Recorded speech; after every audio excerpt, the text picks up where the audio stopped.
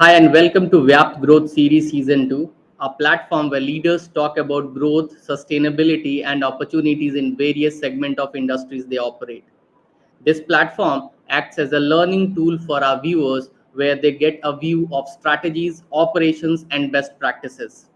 In an era where VUCA is new normal, every challenge is an opportunity. If at all, we can look at the big picture through our lenses. In our growth series today, we have with us Mr. Mohanraj, the CEO of Duroflex. Hi, Mr. Mohanraj. Hi Pankaj, thank you for having me in the VYAPT Growth Series. Thank you so much, Mr. Mohanraj, to accept our invitation to be a part of VYAPT Growth Series. And we'll start with the curiosities. And my first curiosity to you is in the current context, what are the upcoming innovations by the industry in which you operate, and how this industry is creating opportunities for the employment? I would request if you can, also give a brief around the industry so that our viewers can understand it better. Yeah, so uh, good morning all. It's a very interesting space we are in, and I would say that the kind of visibility this industry has got over the last few years and what was it before. I remember my good old days. In my childhood, I never worried about which mattress I slept on, right? And that was one. The second thing, sleeping was kind of related to being very lazy, and people flaunted about saying that I just sleep for 3 to 4 hours, and this was a very discretionary purchase, probably the bottommost in your budgets. Okay, you wanted a TV on priority, a refrigerator on priority, maybe a lot of those white goods on priority, which is something which you want to flaunt to your guests, you want to flaunt to talk to people. It's this mattress as a product line was never, I would say, a style statement, a necessity. Importantly, because it also goes, into your bedroom below a bed sheet. It's a very private space for you. You don't want to share the space with anyone. So the industry which I am in, I work as a CEO for Duroflex. We are today hopefully one of the largest manufacturer of branded mattresses. And while I would say mattress, which was more a product, has moved to a utility space. What we are also finding is customer is really finding value on good mattresses. Mhm. The entire COVID has changed the focus of people looking at good mattresses. And Mhm. I remember my good old days. People used to talk about roti kapda makan and food clothing shelter, and this was, I would say, the real slogan. But as the Indian economy has grown over a period of time, as we are finding a lot of per capita income going up, the amount of money people have started spending on discretionary has gone up, and that's why we see, we had some Indian brands in the, I would say, in the audio space, in the refrigerator space. All the big brands across global brands has come to India, and some of this is like becoming a necessity, including a car. Some similar insight into our industry post COVID. While sleep was always a very important part of the ecosystem, maybe it was little elite. I would say it is no more a lazy statement to make that I sleep for 7 to 8 hours. I would say there's a lot of push by doctors. There is self-awareness. I'm sure the last 2 years, all of us went through COVID. Most of us went through COVID. Most of us went through the cycle of recovery. And I remember my doctor telling me when I was in the ICU personally saying, "Hey, you need to sleep. If you don't sleep, you're not going to recover." Right? Mhm. And it was not a stage where I had to tell everybody I only sleep for 2 hours. I'm still working in the hospital, working hard, and people say, "Hey, man, you are like great," right? So that's out now. That's no more. I think there is a lot of awareness. The entire roti kapda makan, I would say, has really shifted to having good diet, exercise, and have very good sleep. So sleep is becoming a very important part. I just want to put some numbers to it. We were in US a couple of years back, and we were talking about this entire mattress and sleep as an industry. Mhm. And I was told when US was like kind of our economy at 2.5 trillion, 3 trillion, kind of, this industry started exploding, right? And people started realizing the importance of a good sleep. People started importance of having a good mattress below, when you're sleeping on. And I would say we are at this stage, and I personally see this industry as a sunrise industry. I mean, just to draw a context, I see this as like I would say air purifier as a sunrise industry now. I mean, so much of pollution. So I would say any of my folks who are listening to this call in air pollution, I think should be really probably watching us. I would say we are at where paints was 20 years back. Okay, like people used to go for cheap distemper, cheap paints. Now it's a style statement. You want good paint. You want a lot of uh, Mhm. I would say value added in the entire thing. Mhm. But having said, I would say there's a lot of innovation to be done. While there are a lot of efforts being taken by the industry to promote sleep in a big way, Mhm. still India as a mattress as a product line I can talk about, and I am sure it's for most of our product categories, which is at a very nascent stage. I would still say like even before the dawn stage, not even the sunrise stage. It not only leads a lot of awareness, but it leads a lot of innovation. I think some of that has to be made affordable. Importantly, I think the industry has to come together to increase the pie. If I have to talk about our industry, we still have only probably 40% which is organized. 60% is still unorganized. There's a large footprint of businesses which is still unorganized. So we Mhm. keep talking in our industry forum saying that while we fight with each other for market share and on our Mhm. product USP, there's a very conscious effort by us as an industry to bring in lot of awareness and increasing the awareness of using a good branded mattress and the importance of it. I just want to probably sum it up saying how important a mattress is we don't realize. And I was interestingly reading one survey done by the World Bank on some labor statistics, and it said if a laborer lives for around 70 and 80 years, he sleeps for 28 years, and that's quite a time he's spending on his mattress, right? And I think in COVID, probably if we would have ran with, if you would have been in the COVID era of 80 years, maybe 60 hours or he will be on the mattress because he would be working True. there, playing there. So we don't realize the importance of certain products, which is very close to our body. Uh, I mean, sometime I get amazed. Well, obviously, before I joined this industry, even I was not so conscious. But now I realize that I would be spending more, I should be spending more money on having a real good mattress, being aware about my sleep rather than on a wooden piece where the mattress is placed. And that's what it is all about. So, yeah, Mhm. I would see our industry as a very sunrise industry. Importantly, India's growth story, 3 trillion, 5 trillion economy should spur demand. We have a huge scope to convert a lot of our unorganized to organized. I think as an industry, we have to take a lot of initiatives to not only promote sleep, promote mattresses, but also, I mean, if I want to extend this product, is also something which is not so environment friendly, right? And today, the biggest challenge the industry faces is about how do you, uh, you know, um kind of discard the old mattress, right? And you can't just Mhm. throw it in the open. It's a huge problem for the industry. I would say one of the biggest deterrent for some of the consumer not buying new mattresses, they say, "What should I do with my old mattress? Will you help me out?" Mhm. And honestly, there is no concrete solution where there are a lot of work being done by a lot of sustainable NGOs. Even as an industry, we're doing a lot of work to bring it back to use in some form or the other. But it's something which is a long way to go. I would say if there is a effort and if we as an industry find a way to address this, I think the conversion and this industry will explode big time. Just to extend some of the interesting fact, Mhm. pre-COVID, we were probably serving few thousand pin code. We serve few 10,000 pin codes now, right? So the whole digital ecosystem in the last 2 years has helped this industry to penetrate much better. Mhm. Where always mattress is a very volumetric product, not easy to transport, freight cost high, logistics cost high, return cost high. I Mhm. think so much work happening by a lot of Logitech companies, digital partners. I think the whole penetration, not only in terms of awareness, but also in terms of reachability of the product is mind-boggling. We never expected, right? I keep saying this. COVID came in March, and we all banged our plates on March 20th.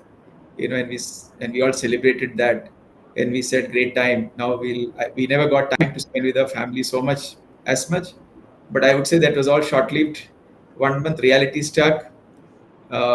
We knew it was not easy to learn new skills of cleaning utensils, cooking food, sweeping the floor. Right? There were a lot of good memes floating around where the guy is sitting in a blazer and a shorts, right? Because he's doing something else as well. Uh, and I would say that entirely changed the way we look at it, right? We found there was a lot of demand for good mattresses, but customers was really worried to step into the store because you are at the risk of catching COVID. I mean, you don't want to go to a dirty shop. You want a Mhm. safe place to shop. And that's where I feel the entire digital ecosystem came. Great content, great videos, your digital presence, how much are you really promoting your product digitally, how fast are you on your entire e-commerce supply chain. We Hmm. never realized that it's going to really catch up so fast. And we had to do a lot of internal rejigging. We had to really, I would say, the business plan we signed off in January 2020, we just scrapped it in April. And we said the old model of being a brick and mortar brand is no more evident if you're not digitally present. So I would say, just to sum up, I think great scope, sunrise industry. I think similar to some of my, I want to go back 20, 30 years back for paint. I would say something that will come up for air purifier. I think AC, refrigerator, white goods already there. I think the next is sleep because it's so close to you. I don't think anyone can ignore it. And I don't think anyone should feel ashamed to say that he sleeps for 6 to 8 hours a day. I think it's just a part of your recovery, and you should actually spend a lot of time, you know, on working on your sleep and trying to sleep. If you're not getting sleep, to say really, probably meet up doctors and find out what do I do so that I can get very good sleep. It's very important part of you being, very active. Very true, Mr. Mohanraj. So you rightly talked about this sector, mattress industry, being a sector wherein it's only 40% organized. So there's a huge scope of growth coming in, and you also talked about that sleep today is more of an energizer. So it's nothing about having a 2 hour sleep. Doctors are also talking about 7 to 8 hours sleep because it's an energizer which we have never thought about, or as we evolve because of certain pandemics and other things, and so we find that this particular material is so very valuable for us and our lives. Moving on, and I would move on to my second curiosity now.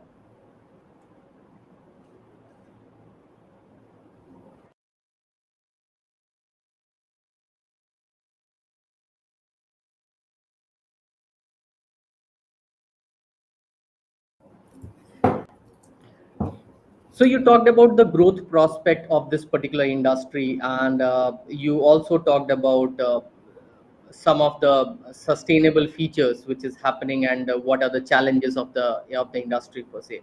But can you also talk about, let's say, some of the innovation as well as the employment opportunities this particular industry is creating as we are moving forward, and we are seeing the growth of the industry in the last 2 years. It's, to be honest, it's mammoth.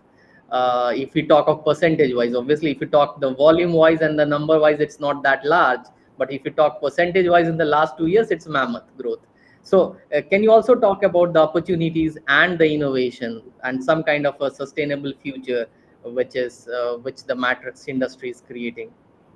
So I go sustainable first. I think what we've decided as an organization, obviously we are, funded by, even an American investor. So obviously there's a lot of focus on bringing sustainable growth, and ensuring that we do less damage to the entire society at large and our environment, right? So we've been doing really good work around it, a lot of efforts. So some of the work we are trying to do is around the zero waste factory. We are trying to find ways and means to reuse our, probably, I would say, waste scrap into some of our internal infrastructure work, and we're doing some pilot on making some roads, out of it, so that it forms a good cushioning layer, the road doesn't crack. So some pilots we are doing around it. On the product side, we in fact just did a launch early May. That was our first, I would say, product where we are real put genuine effort to bring some sustainable growth. We gone for a fabric which contains 40% of recycled PET bottles, right? So Mhm. saying that all the recycled bottles which is collected is, thrashed, get taken it back to the textile unit, the yarns are made, and then, we're trying to bring it back into use. It's called, again, I mean, the name, you got it right. The name is called Energize. The series is called Energize, and there's some features about having some copper infused to create freshness and, better breathability. The fabrics is designed by, from Belgium. It has got a carbon infused, brought some innovation. It has got carbon infused. So most of us have got static charge. So, there are people who generally touch a metal surface and you get a kind of an electric shock. That's because there's a lot of negative ions in your body. And generally it is found people who have got negative ions find it very tough to have a good sleep. They don't get very good sleep. You're kind of disturbed, you might touch something, you might wake up, right? So this feature of having a carbon infused in the entire fabric helps to negate that negative charge, and you wake up very fresh, you wake up very energized. We're targeting this product around the 25 to 35, 37 category, who are little evolved in life, who want to be seen like a fitness freak, who likes to wear a Nike shoe, who likes to go for a run, who wants to really wake up and say that, yeah, I'm fresh. And if he has got a static charge, he'll wake up lazy and maybe tend to spend more than required time on the bed. And obviously, it doesn't help his overall fitness, right? So that's some innovation we are doing, but specific focus on sustainability, definitely zero waste. A lot of work happening within the industry as well, not Duroflex alone, but all our peer partners to see how do we make use best, what all we can do. Interestingly, I will tell you there's a small pilot we are doing. We're tied up with an NGO, which is run by ladies. We're trying to send back a lot of our used foam mattresses, shredded, cleaned, and trying to see if we can make some small furniture, as which not only gives employment opportunity to those women, but also it's a source of income, and something which we would have just thrashed it out and thrown it in the open. It's coming to some use, not only to the society but also to our environment. I mean, that's something genuine effort pilot is happening. As an association, we are tying up with some trash bins and kabaddi wallas, who is trying to find ways and means to reuse this entire stuff which is going out. So obviously, a lot of work on these two aspects. On the innovation, specific to Duroflex, I can talk about.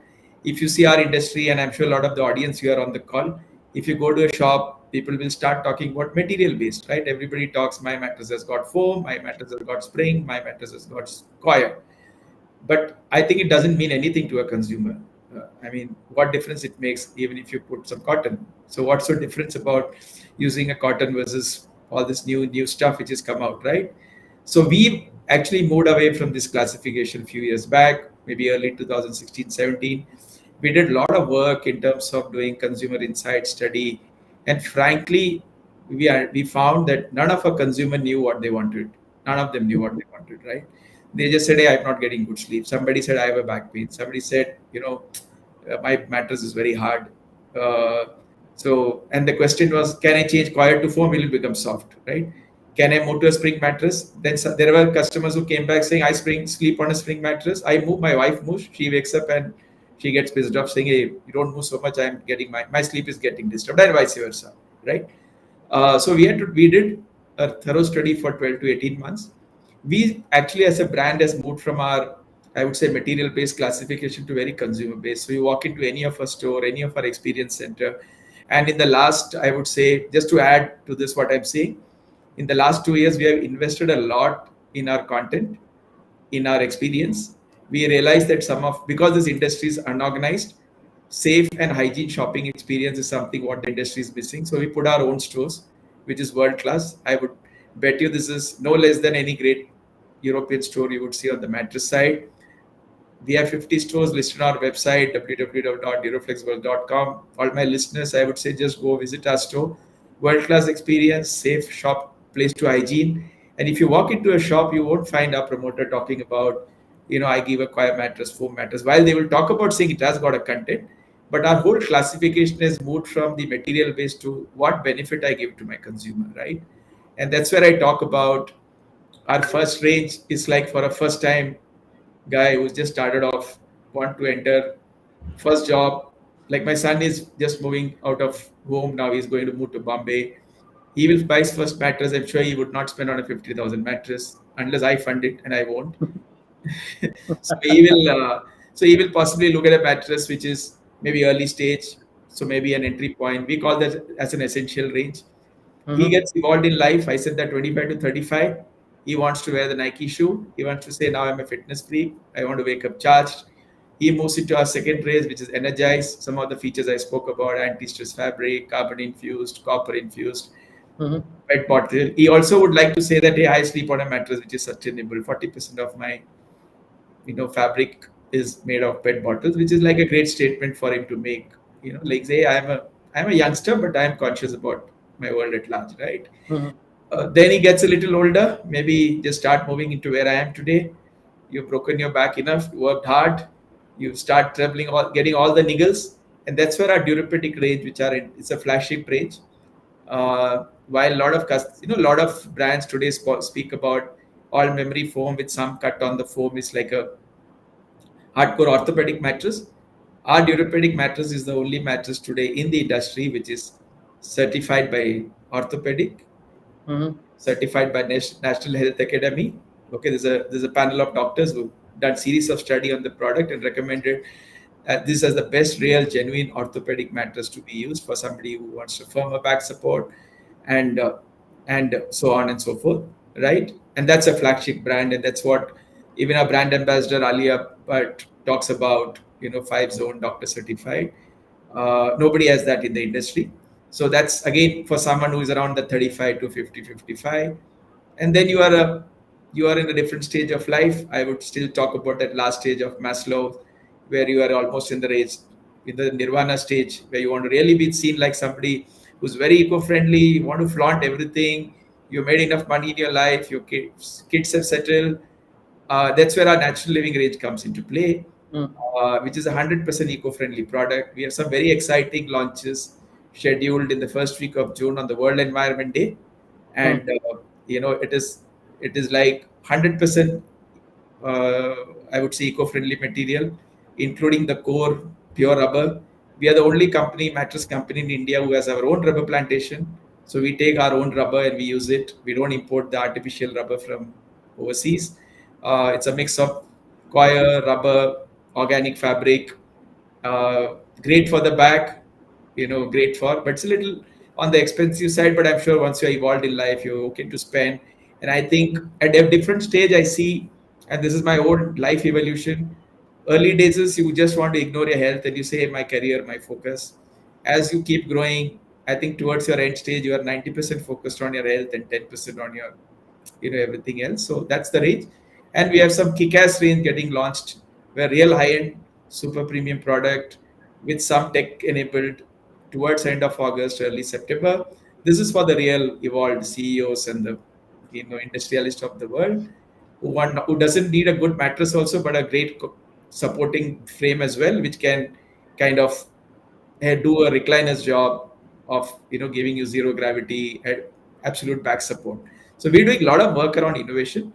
Importantly, I think we're doing real genuine work in terms of creating a lot of awareness about sleep and how important it is, coupled with the product. And in short, we are just moving about by saying that I'll give you so much thickness of coir, foam and all. I think it doesn't mean to the customer, because customer really doesn't understand what it means. Like, if I get more coir, is it good? Or if I get more foam, it's good. He doesn't understand it, right? So I would say we really moved away from that, and that's the key differentiating factor that has really helped us to probably beat the industry average growth in the last few years. That's really elaborative from you, Mr. Mohanraj. But you talked about what kind of opportunity this industry is creating, and the good part which you talked about, that this is no more a material industry; it is going to be more of an experience industry, because here look and feel is always an experience for a customer. Moreover, what I found from your talks was that you know you may have a good or a bad time during the day, but it's always going to be a great experience when you're sleeping on a mattress at night. So more from an experience point of view, the days changes. Some days are good, some days are not so good, and it happens with every human being. But if we can ensure that you have a good sleep at night, we ensure that you have a good day the next day. So that's a lot which is coming from the mattress industry. And what else can we expect from it? You have a variety of products at all the ranges, even at the self actualization, when you talked about the Maslow's hierarchy needs and sustainability kind of stuff. So going forward, this industry you talked about is growing at a larger pace, and as Indian economy grows to an extent of $5 trillion in another 3 to 5 years, as we're expecting it to grow, I'm sure this industry is going to boom further as well. So moving on to our next round now. This is called a rapid fire questions. Okay, and you'll have 10 questions, and all these questions would be quick, and you have to answer in One word, maybe a maximum of sentence. You can take up one sentence to a maximum, time, and we are expecting you to answer in a second, and more importantly, in a flash. Shall we? Yeah, good to go. So I start with my first question: Is would you ever skydive? No. Do you prefer driving or flying? Flying. Okay. A physical strength or mental strength? Mental. Okay. What's your favorite go-to snack? Peanuts. What was your favorite work outing so far? Pegasus. Okay. What's the first thing you thought this morning? I'm sure this is going to be difficult. VYAPT Growth Series. Oh my God. So we are in your thoughts.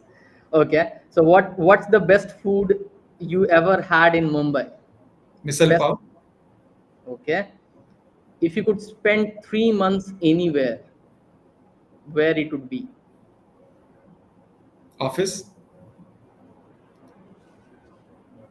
Okay. Are you a green picnic kind of a person or a jump from the plane adventurous person? Green. You said that you don't skydive. Okay, so one of your favorite movie dialogue. Not a movie buff. Fair enough. So this was 10 on 10 to you, and you played well. Rapid fire questions. But I have a interesting thing which I mean, this is like at the top of my mind, and Yeah, go ahead. I just set a context, so we really talk about it because this is our industry we are in is not an export industry, right? Yeah. So I like the quote from Steve Jobs' biography where he said when he launched the Mac, Mm-hmm. he said the consumer never knew what they wanted, and that's what we believe for our industry. Mm. Like the customer really doesn't know what he wants, and I think it's for us to educate the customer and then really bring what all the life into the product category we are in, and I think we really follow that, we really talk about it and kind of practice it. Very true. True. Uh, so, Mr. Mohanraj, we'll move on to our next curiosity now, which is about you as in person.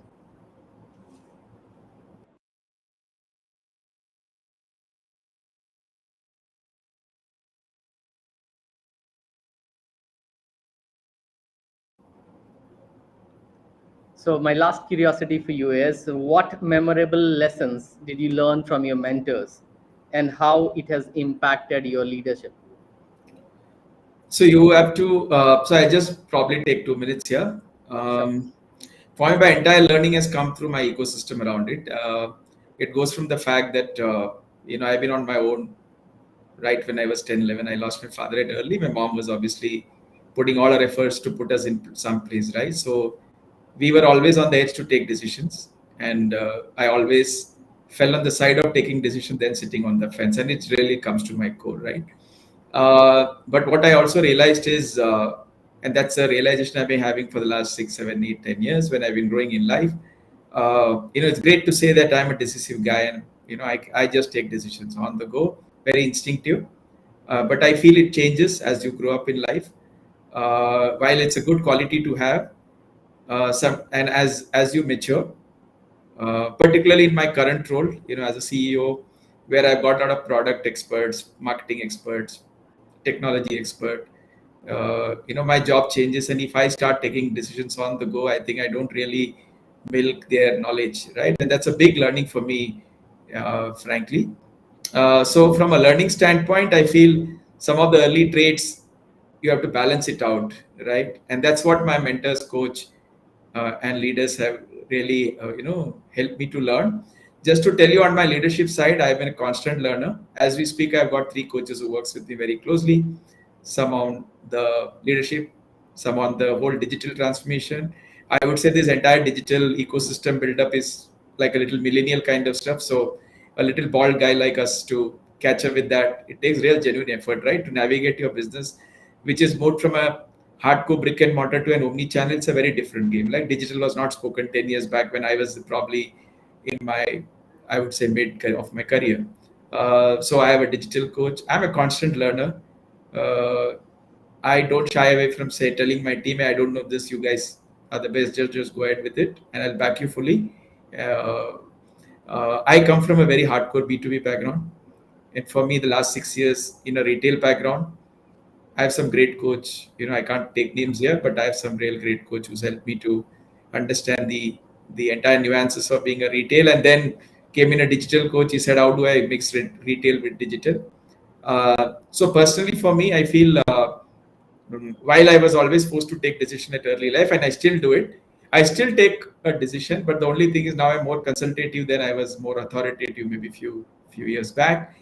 But I still wouldn't leave a point without a decision. I mean, that's for sure. It can take some time, maybe a month, 2, 3, 6, depending upon the kind of decisions you take. There can't be a point which can be kept hanging with me, and that's something which I'll push my team to say, either fall on which side, don't keep it hanging. I think it's just taking everybody's energy away, right? So just to sum up, I like to take decisions. I like to take risks. I like to take ownership. Earlier, I used to take it on the go, and it was more my way or highway. It's more to be more consultative now.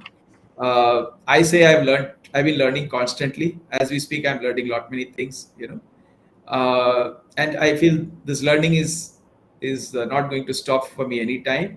As we speak, I have 3 coaches who kind of spend a lot of time with me, to navigate this entire, I would say, change management, change in the business ecosystem, and I just enjoy it.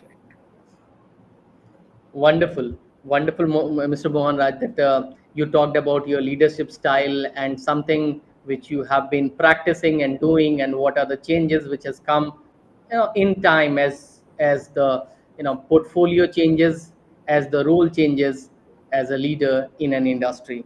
You moved on from B2B to B2C, and nowadays we are on in edge to edge kind of a business. So obviously there are certain changes which comes when we move from one kind of business to another kind of business, but obviously every business is human centric.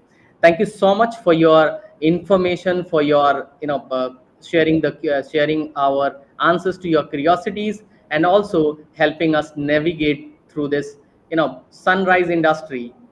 Thank you so much for being a part of VYAPT Growth Series. My pleasure, Pankaj. Thank you for having me here. Have a great day. Thank you. Thank you, sir.